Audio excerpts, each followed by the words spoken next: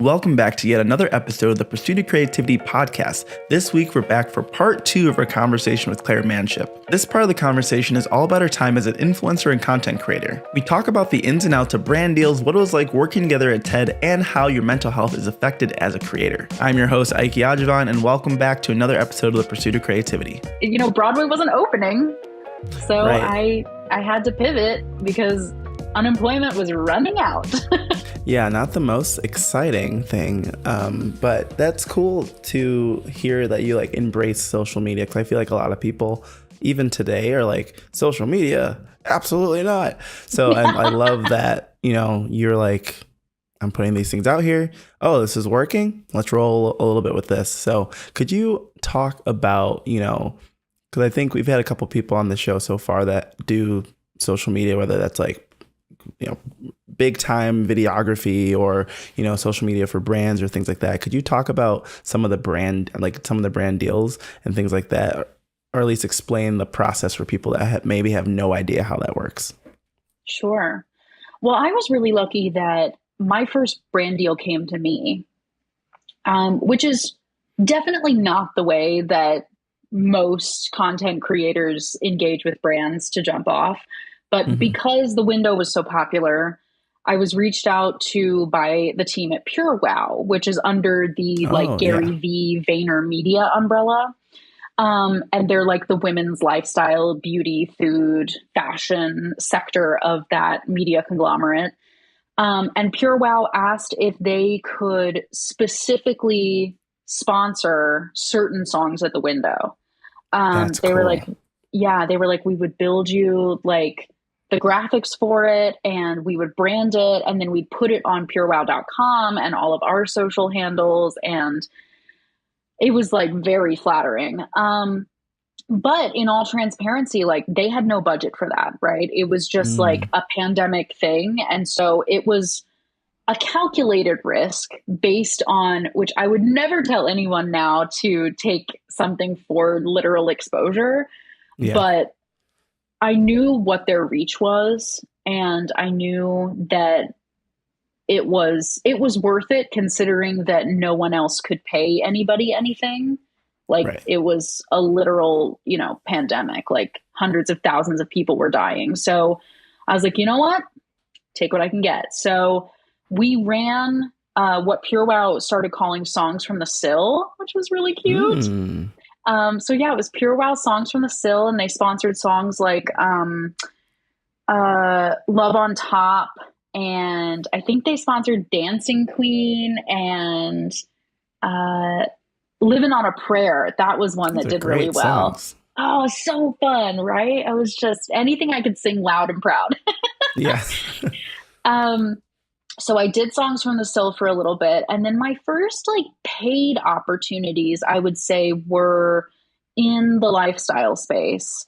I was asked to be a brand ambassador for Dia & Co., which is a plus size clothing company.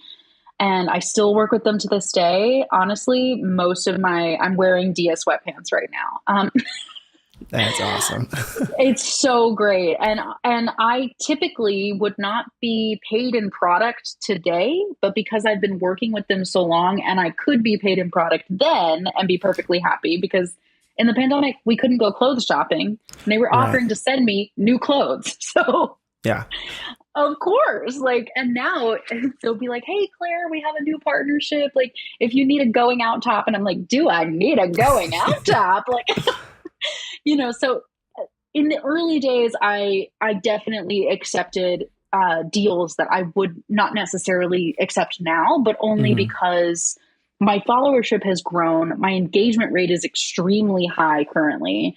And I can be picky and choosy. So one way that I'm picky and choosy, and I would recommend this to anyone who wants to make internet branded content, every time a brand reaches out to me, or one of the kind of creative, collaborative, influencers can sign up and be matched with brands and stuff. I have a couple of those relationships. And by the way, those things are free to sign up for. I'm signed up to a bunch of them. They're Yeah, fantastic. Activate. My favorite that I get the most work from is Studio Obviously. I love Studio Ah, Obviously. I just signed up for Ah, one of those like last week. oh, Obviously is great. You're gonna love working with them. Um, but whenever, let's say that Obviously reaches out to me and they're like, "Hey, company Beta wants to work with you." Um, Here are the deliverables they're asking for. They need 3 stories on Instagram and 1 dedicated TikTok. And Mhm. they are offering this, and it'll be a PayPal payment, and it's a net 45. You get paid 45 days from the day you submit your invoice. Excuse me. And so I look through all of that. But the first thing I do after I read the brief, is I go to Google and I Google the name of that company and scandal Oh, that's good. every single time. And I've actually avoided working with brands who have some problematic stuff, animal testing, sweatshops. If I can't find where those products are being manufactured or how Mm. they come to market or where their shareholders are based or anything that doesn't seem like it should be public record, if it's hard to find in the first like 5 hits on Google, something is wrong. Totally. And scandals, I mean, like I have worked with a brand that has had a scandal since I worked with them. Ooh. And there are considerations there too, where I have to look at my own materials and decide, is this far enough gone that I can get rid of it and archive it on my channels? Is it better for me and my followers for me to remain transparent and keep it up and acknowledge that I worked with them before this was revealed? Like, those are the considerations I would recommend to anyone who wants to work with brands is like, have an entrance plan, know what you need to Google, and have an exit plan if it Yeah. really is that bad. Because sometimes it will be that bad. Yeah. Wow. Um, I have had brands, not as bad as some creators. Like if you want to hear some stories, like TikTok has them out the wazoo. But like I've had some brands like try to change the terms after we've signed things, or that they, like payment has been late to the point where I wasn't sure it was coming. Mm. Like that's really tough. So it's not only being a good content creator, but like to be a self advocate, to know some legalese, to know how to read terms and conditions and riders Hmm. are very helpful skills. And the brands that I've had like the best experiences with, I recently did a campaign with Bic lighters, where Oh, they nice. were, Bic is so cool. And this is not an ad. Like I'm paid, I'm done. Like just know this is not an ad. Um, they were doing like a holiday campaign with Martha Stewart and Snoop Dogg, and it was called like For Hosting and Toasting. And Brilliant. yeah, and like I I know who those people are. I know what their backgrounds are. And yes, like maybe there's a scandal here and there, but then I can do a calculated risk of, but does Bic have one? Does my Mm. involvement in this tie me to Martha Stewart's tax scandals? Like there's things like that Yeah. that I can think on it. And then I decided, yeah, I would love to sell Bic lighters because I genuinely use them, have Hmm. used them, 5 ever. Um, and had a wonderful time. I loved working with European Wax Company. I loved working with the United Nations. I've had the opportunity to do some philanthropic, like branded content where obviously Yeah. I don't get paid; it's for charity. Hmm. But I worked with the UN World Food Program, and those are the opportunities that I'm like really moved by. Like I have had some like health issues in the past where I was able to work with charities that like support women who have breast cancer, who need to have a Mm. double mastectomy like I did.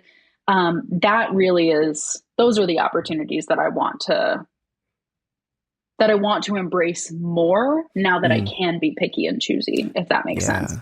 That makes perfect sense. That's that. I think everything you're just saying is such a great kind of way to set up what content creation and influencing can be. I do think a lot of people are like, oh, you're just working with brands or doing whatever. But like to what you're just saying, it's like, but if you get, you do it a little while, you can be a little picky and choosy. Then you get to like mold your life the way you want, and you get to work with the people you want. You get to meet the people you want, and do things that you also care about, which I think is hard when you maybe don't have that kind of flexibility in whatever your job you're doing. Right. Well, and there are some brands that have asked me things recently. I'm doing a lot of like wedding content right now, Hmm. because I'm getting Congrats, by the way. Yeah. married. Thank you. Yeah, fully engaged. He can't run. No,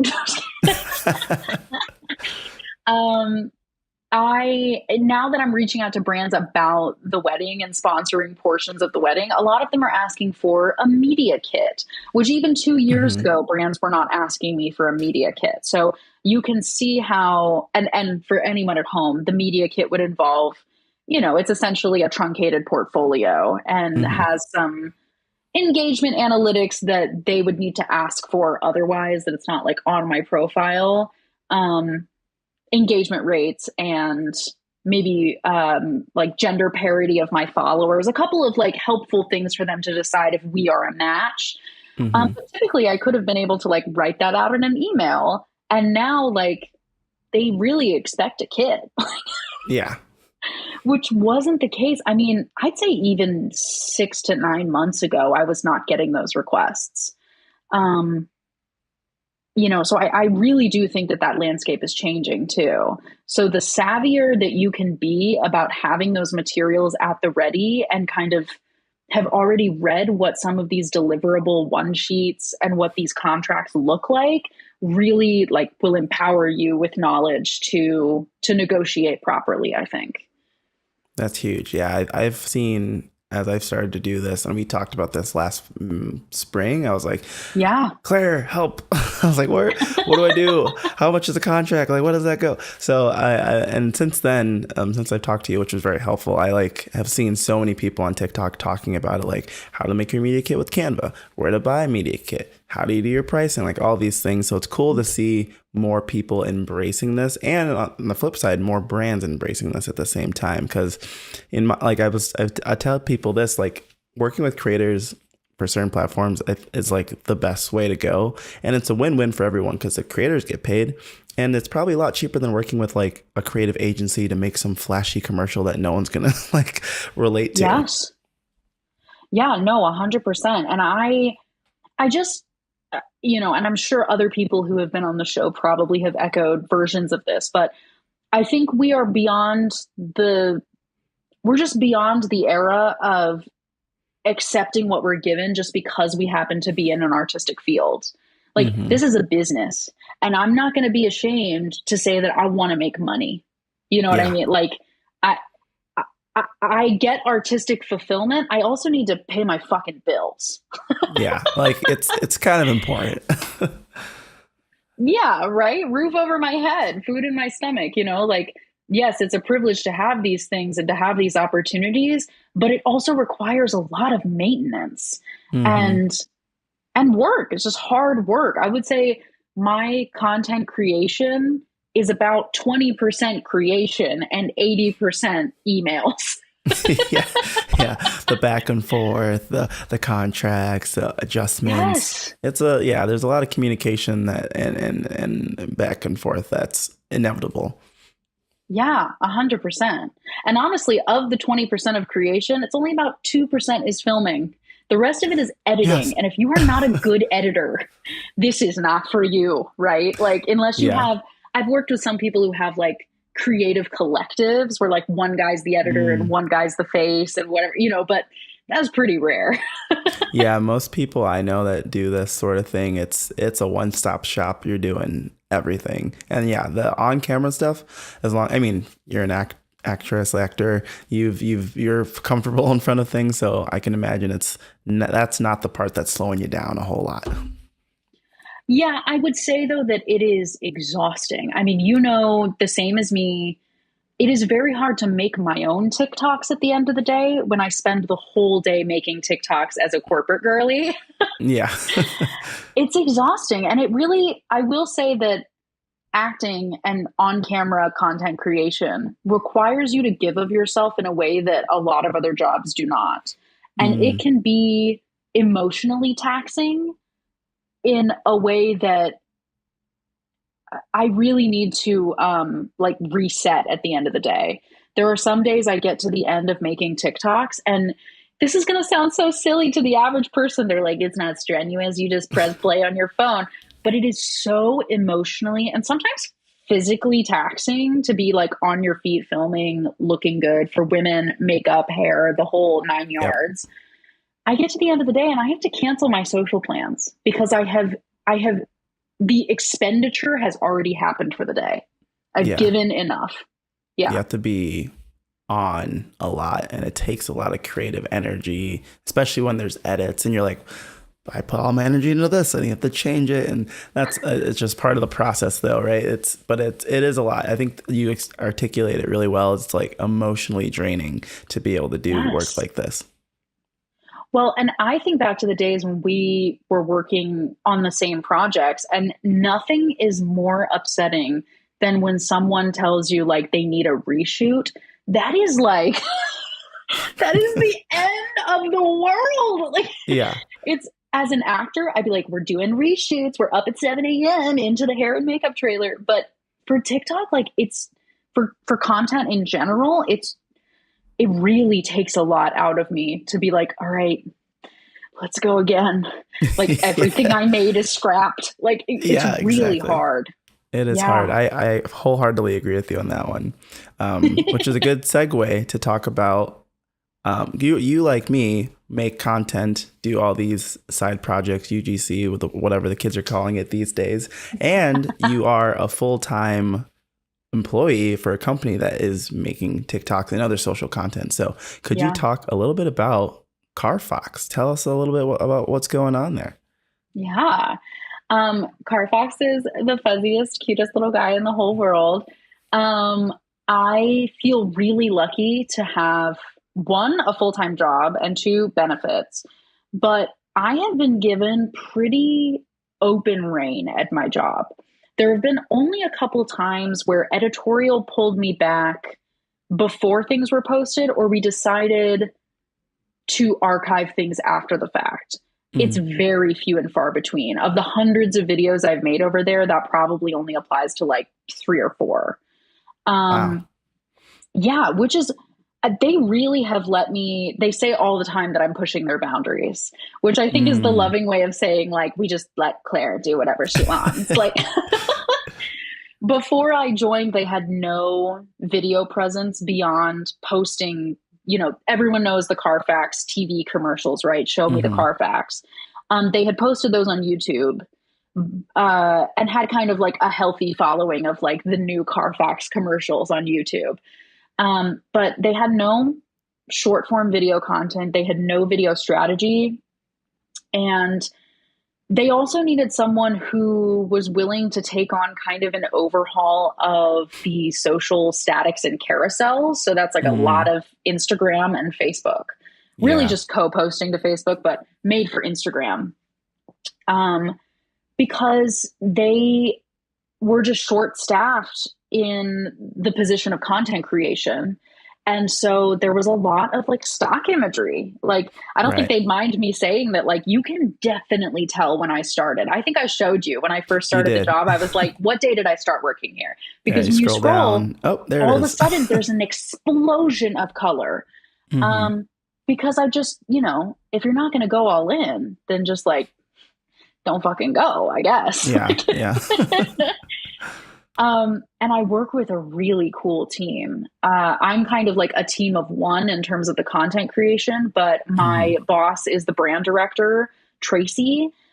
She is lovely. She gives me fantastic guidance. I feel very safe to express to her when I genuinely had this meeting with her last week where I said, I am spent. I cannot make any TikToks for a couple days, and I'm really sorry. And she was like, Mm-hmm. look, your health comes first. Like, what else can we do in the meantime? And I ended up doing a lot of cool community management in the meantime. I was in the Mm. comments section, I was doing social listening. Like, there's other things on this job where I feel all of my skill set is valued in Yeah. different departments. Yeah.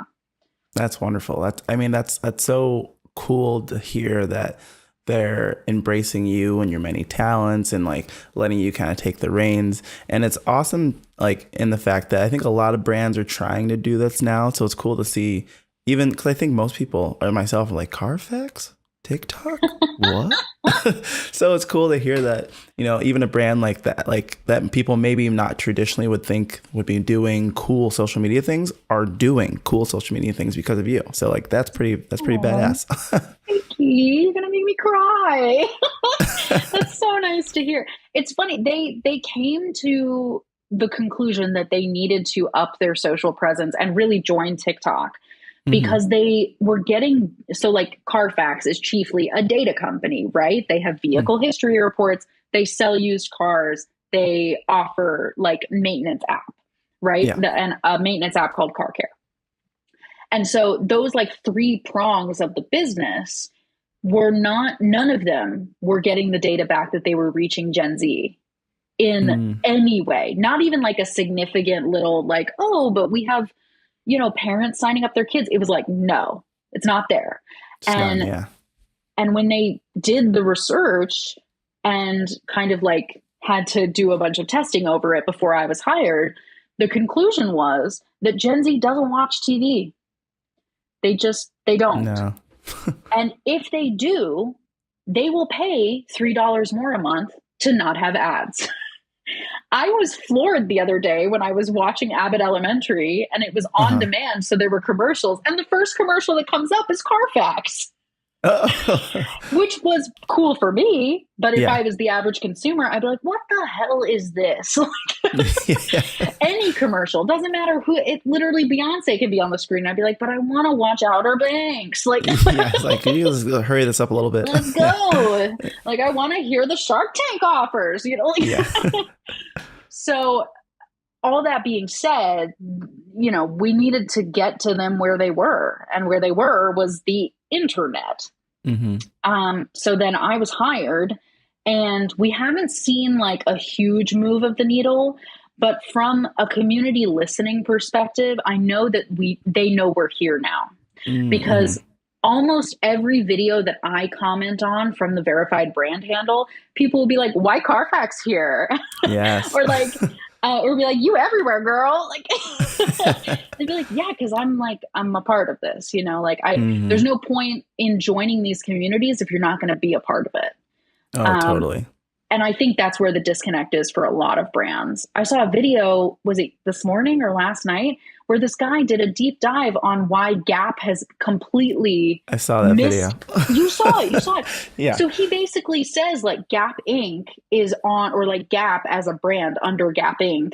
is on TikTok, and they have like no followers and no engagement because they haven't hired anyone to make things native to platform. It's just a bunch of commercials of Gap content. Yeah, it's just not going to work.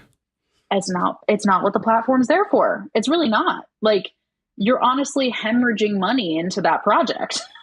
Yeah. It's like, if you're putting ad dollars behind that, and you got to just be a part of it. And I love that, like what you said, like you have to be a part. Well, I hope most people can agree that like content's not going anywhere. You need content. You got to do it. Any brand is a content brand at this point.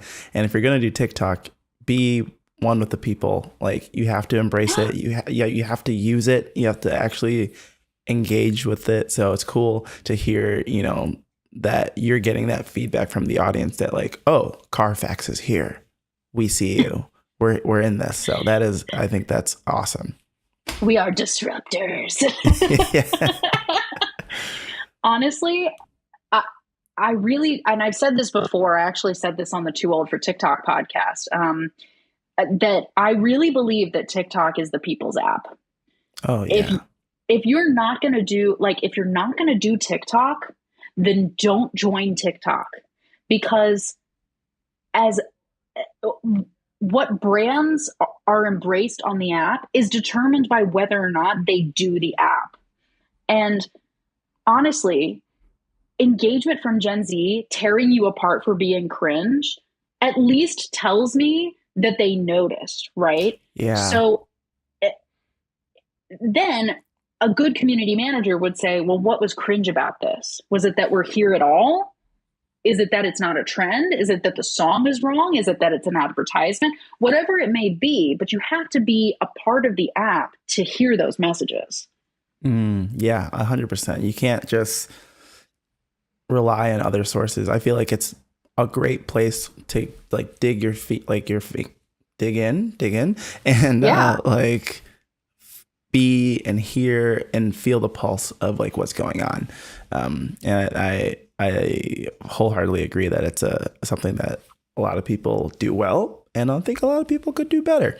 And that's on the brand side. On the personal, like TikTok and influencer brand people side too. So I think that's really good insight. Thank you. I mean, I have gleaned much of that insight from my experience working with you, especially because you were pulling almost all of our data. And in that, we can see a lot of the sentiment of how people feel about TED Talks, about the content that we had to share, but also how it was being presented. Because sometimes they'd be like, I need part two. And then sometimes they'd be like, this talk is fascism. Like, you know, like, and like, yes, it's extremist. But if you're actively listening, you'd be like, okay, well, we're going to lean into part twos now because we get a lot of people asking for part two, you know, like that. Those are valuable lessons that I really looked to you to learn, because you were coming from the background of already like doing data analysis and like social listening, engagement analytics, stuff like that. Yeah. It was we were a good duo. You know what I'm saying? It's good stuff back then. Okay. They couldn't stop us if they tried. Yeah, right. That's exactly right. So this has been an amazing conversation so far. Great insights. Hopefully people are getting stuff from the stuff about acting, stuff about social media. But I do have two last questions for you. Tell me. I typically love, three. Sorry, I have three things. Well, in that case, good night. In that case, I'm out. Three as things. many questions real quick. as you want, Ikey. I can talk to you good. forever. I was like, do you have time? We're over, but it's fine. We have so much time. We started late. It's fine. Let's see. First question.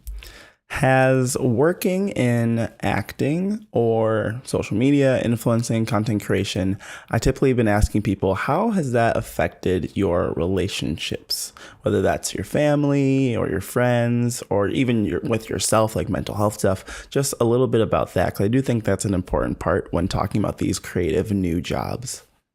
Sure. It's a really great question.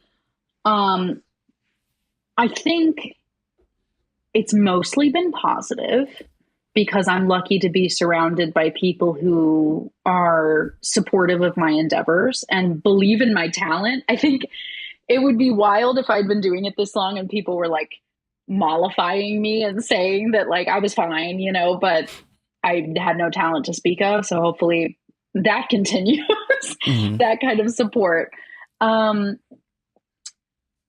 would say mental health wise, if you don't suffer some kind of imposter syndrome in the arts, in the creative fields, I would be very surprised. I don't know that I've met anyone, unless they're, you know, some kind of like narcissist, I guess, that is like, you're lucky to have me. Like, yeah.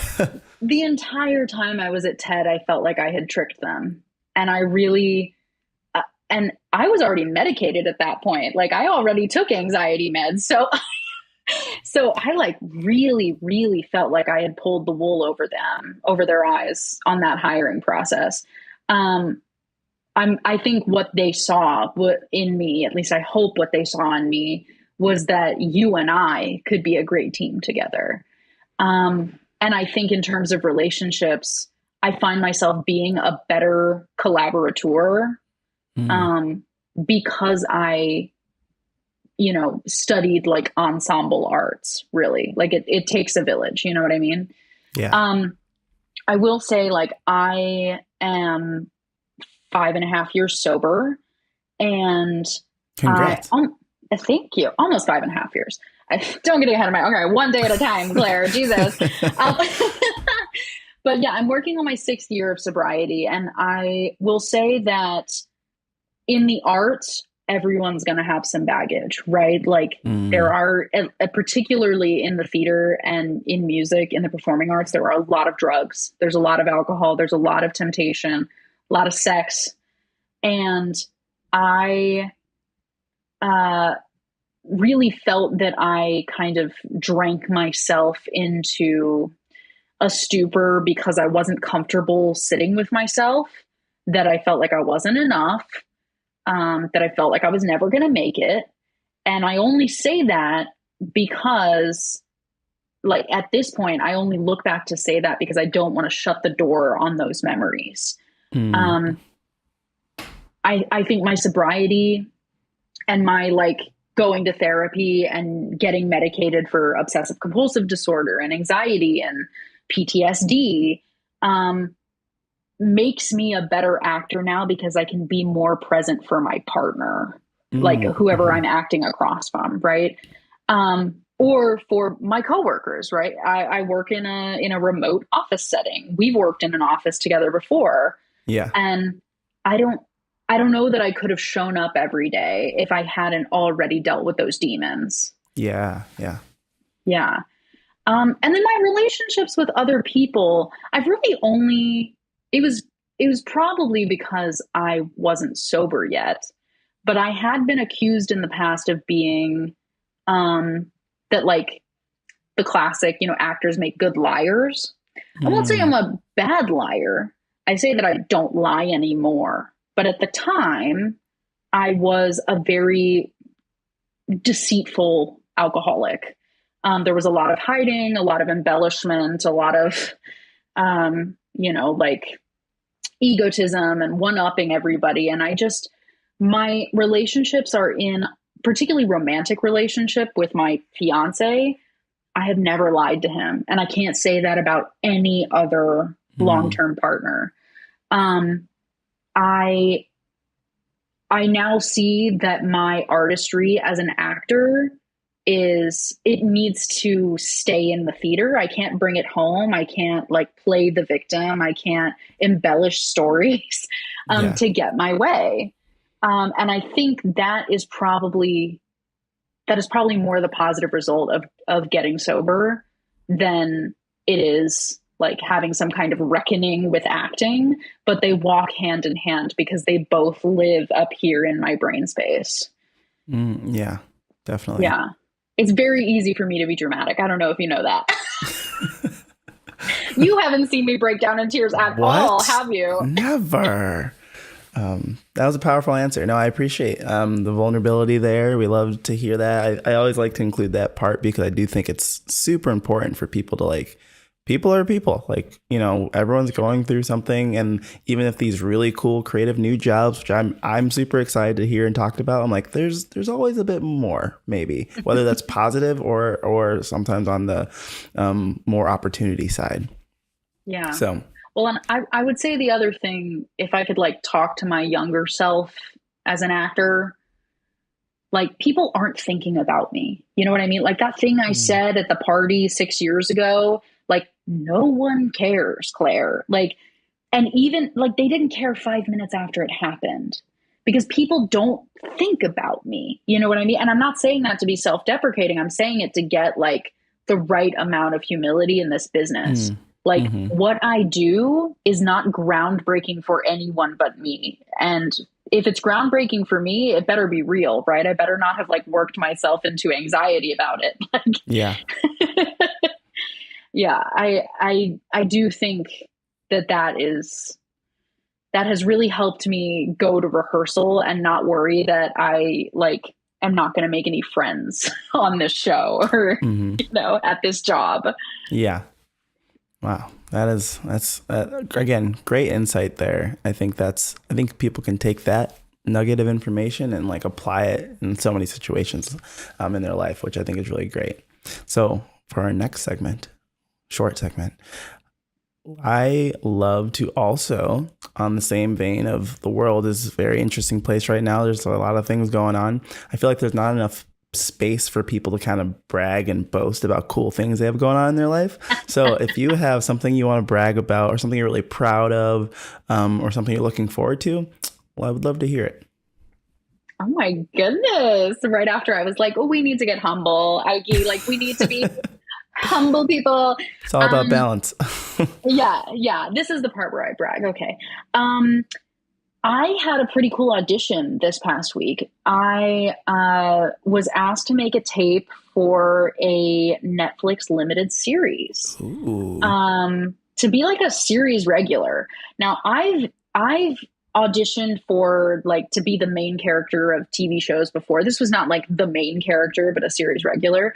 But this one, like, I really felt like I was sinking my teeth in. I was making like very active choices. It was a little bit of a soapy script, so I kind of hammed it up a little bit, but it was just really nice to be thought of that. Like, my agent submitted me out of the blue, and I've never been in for Netflix. I've been in for a few of the networks, but not Netflix, like none of the streamers. Yeah. And it was like a pretty, I don't know, hefty opportunity. And I think it like went great. Like, I think the amazing. tape, I like watched the tape back and I was like, bitch, you did that. Like, I'm like, you're a fucking star. Like, you know, and I watched in my living room and then, you know, upload it to my agent. And I'm like, thank you for the opportunity. Truly grateful. Would appreciate your notes. Like, and you know what's so funny? We were talking about retakes. I woke up the next morning. So it was due over a weekend, over President's Day weekend, where I got it on Friday night and they wanted it Monday morning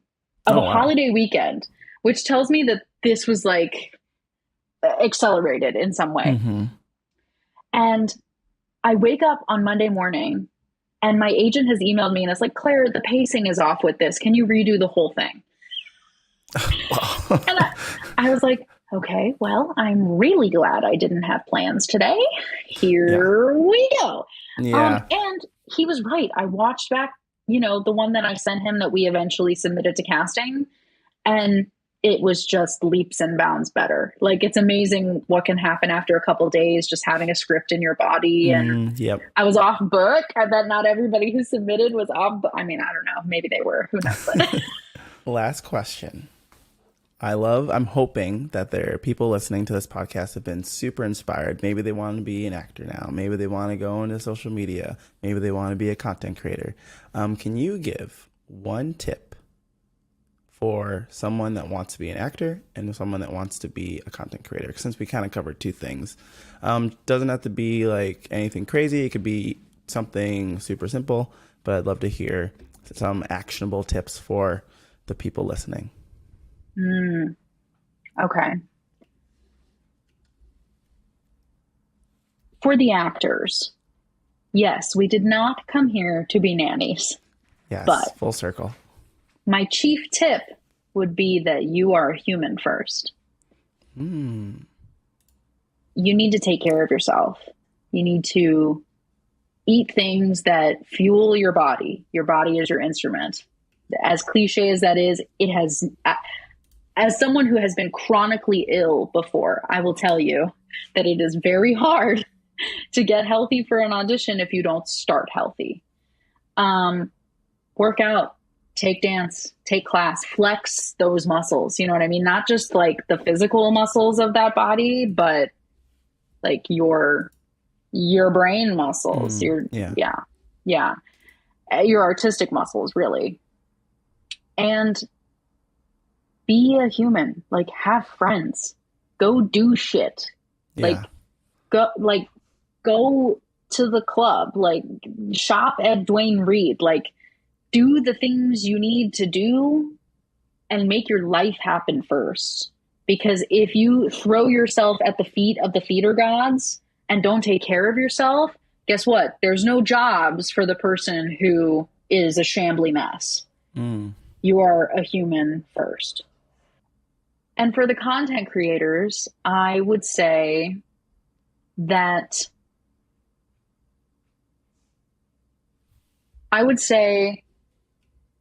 we're constantly told that we need to be native to platform. And I don't think that's wrong, but you can only be native to so many platforms. So choose the ones that you are genuinely good at. Just because I've been on Twitter since 2009 doesn't make me a good Twitter social media manager. I I am native to Instagram, TikTok, Snapchat, and Facebook. I am an expert in TikTok and Instagram, and only organic. I have worked paid campaigns before, but I know my strengths because I can't be native to every platform. So when it comes to ads managers, those are also platforms. You will not be native to every single one. If there's a new platform out there, like Be Real, yeah, sure, go check it out. Have fun. Unless you're going to make that your thing, you're likely not going to be native to that platform. You only hail from one or two motherlands, right? You're only going to hail from the nativity of the platforms that you nurture and nurture you. That's good. I'm like, I got to take notes. Like, where's my paper? I'm like, this is fantastic. Claire, this has been an amazing conversation. I've been joking with guests that we're going to have a great, at some point, all the guests from season 1 are going to come back. We're going to hear about where they're at, kind of like after the last rose, to bring it back to The Bachelor. Yes! So we'll have to set that up eventually, but I just want to say I'm so glad we got to talk. I'm hoping I was inspired. I'm hoping tons of other people listening were inspired. So, before we go, how can people find you? What are your socials? Well, the chief place to find me is on TikTok. I'm at Womanship, like my last name, Manship, WOMANSHIP. On Instagram at Claire Manship, and at Carfax Inc. on all the socials, because you'll find my face wherever you go. That's perfect. Okay, Claire, this has been amazing. Thank you for stopping by, having a conversation. Thank you, Ikey. Thank you for having me. Thank you for facilitating a lovely conversation, not only with my friend, but another artistic intellectual. I love you very, very much. I'm grateful. Thank you. Feelings very mutual. Okay. Bye-bye. Goodbye. Thanks so much for watching yet another episode of The Pursuit of Creativity. If you enjoyed this episode with Claire and got something from it, be sure to share it with someone, like it, review it. Any of those things really helps us out. If you want more of The Pursuit of Creativity, be sure to check out the first 7 episodes. You'll be able to find those wherever you listen to podcasts. I'm your host, Ikey, and as usual, stay optimistic. Better days are coming.